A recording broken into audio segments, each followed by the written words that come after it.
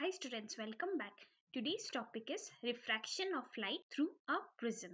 In this video, we will first see what a prism is, then refraction or bending of light through a prism and factors affecting the angle of deviation.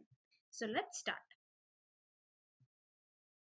This is a small video in which we will try to understand one of the most interesting 3D shape. It's called a prism. Most people think of a prism as something like this, but have no idea about its correct definition. So let's erase this and start with the definition of prism. It's a three-dimensional shape that has identical parallel ends and all flat surfaces. Well, it's the most confusing definition ever. Identical, parallel, flat. There are just too many things. So let's forget the definition for now. Let's just look at the figure and understand prisms. Look at this three-dimensional figure. The most important thing in the topic of three-dimensional shapes is visualizing the shapes. Few of the lines are dotted because those are the lines that cannot be seen from this view. Look at the ends of the figure. It's a long figure with two ends. Now let me color the two ends for you. This figure has two triangles at its ends and it has three rectangles at its faces. This one in the front, one in the back and one at the bottom. Now we will look at the definition. It says that the ends are identical and parallel. They're identical since both are triangles and both the triangles are parallel to each other. The definition also says that all its faces should be flat, and in this figure all the faces are flat. They are rectangles. This, by the way, is called a triangular prism. Here's another three-dimensional shape. Let me color its ends. We can see it has two rectangles at its end and they are also parallel to each other. And it has four rectangles as faces which are marked as shown in blue. So all its faces are flat. This is called a rectangular prism. If you have noticed, prisms are defined by its ends. Triangle at its ends, so triangular prism. Rectangle at its ends, rectangular prism. Rectangular prism is also known as cuboid. So prism is identical parallel ends and all flat surfaces. Let's see this figure. It has identical parallel ends, two circles at its ends, but the faces are not flat. It's curved surface, so not a prism. Similarly, in this figure, we have identical ends. Yeah, true, but not parallel because this triangle is smaller one and that one is a bigger one. So not a prism. So hope you have a good idea about prism. In this chapter, we will consider triangular prism. The triangular prism is a transparent refracting medium bounded by 5 plane surfaces with triangular cross section. As you can see here, let's see this figure. 1, 2, 3 and 2 triangles at back and front. So 5 surfaces.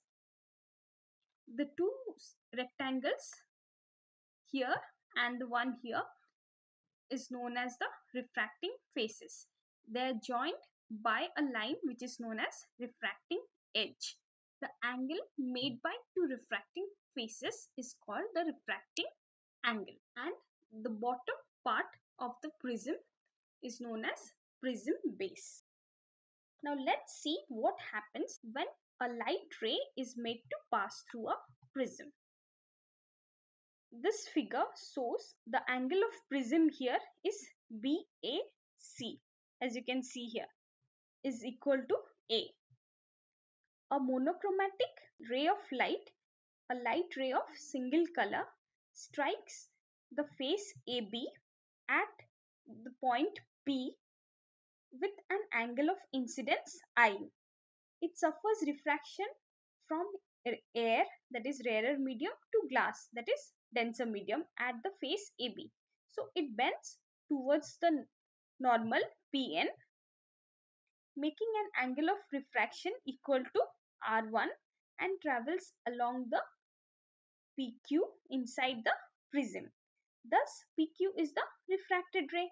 Again, the refracted ray PQ strikes the face AC at the point Q with an angle of incidence, that is R2, and angle of refraction is marked by E, or angle of emergent ray is E here.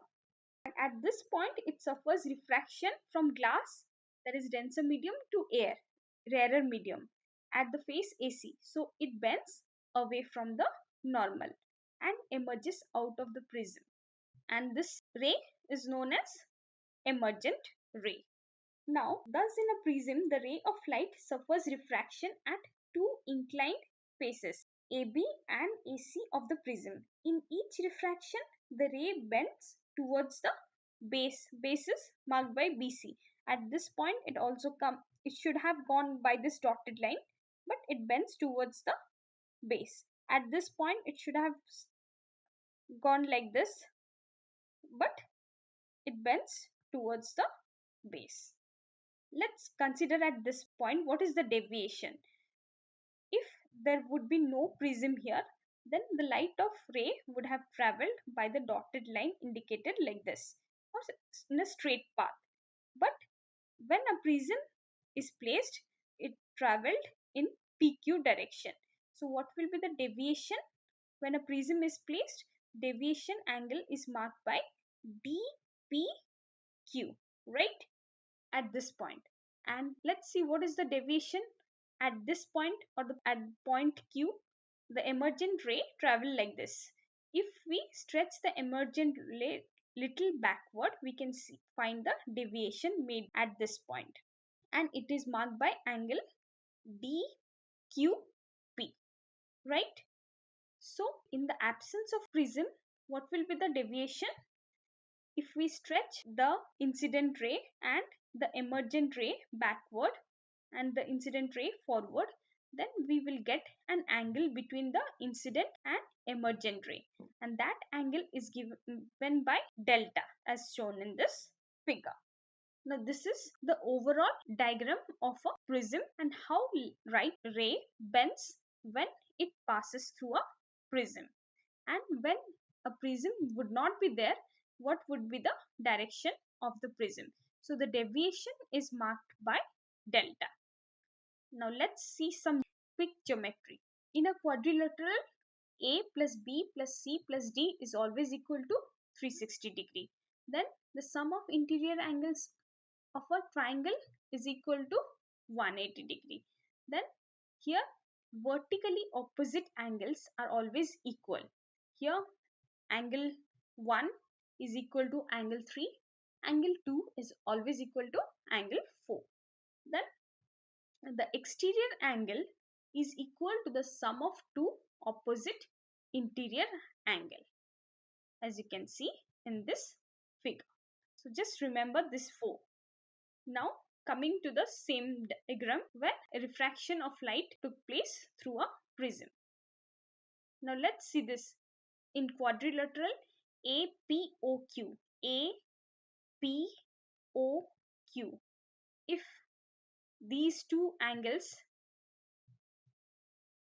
APO and AQO is equal to 90 degree plus 90 degree, then what will be the angle of A plus O? Angle A plus angle O, it will be equal to 180 degree. Why? Because here this angle plus this angle is equal to 180 degree. So remaining angle will be 360 minus 180. So A plus O is equal to 180 degree. Now again in triangle OPQ, let's consider this small triangle. What happens? R1 plus R2 plus O.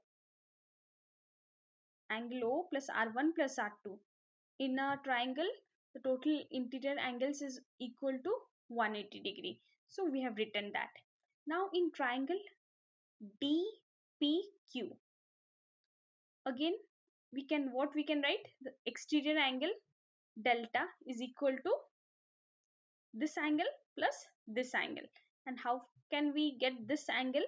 It's I minus r1. Why? Because this I is equal to this I. Vertically opposite angles are equal. So del is equal to I minus r1 plus E minus r2. So we get this formula, I plus E minus r1 plus r2. Now from 1 and 2, what we get? 180, 180 cancel, O and O cancel. Then A is equal to r1 plus r2. So from this, A is equal to r1 plus r2, putting it in this place, what we will get? Del is equal to I plus E minus A. So I plus E is equal to A plus del, right? So sum of angle of incidence and the angle of emergence is equal to the sum of angle of prism and angle of deviation. So what are the factors affecting the angle of deviation? We can see what are the factors which can affect angle of deviation. One is angle of incidence, then angle of emergence, then angle of refraction. So angle of incidence, it increases with the increase in angle of incidence. Then the material of prism, that is refractive index, increases with high refractive index of the material. Then the third one is angle of prism, increases with the increase in angle of prism. Then fourth one, the color or wavelength, it decreases with increase in wavelength. So thank you for watching this video. If you have any questions, please leave them in the comment section below. And if you like my video, please subscribe to my channel.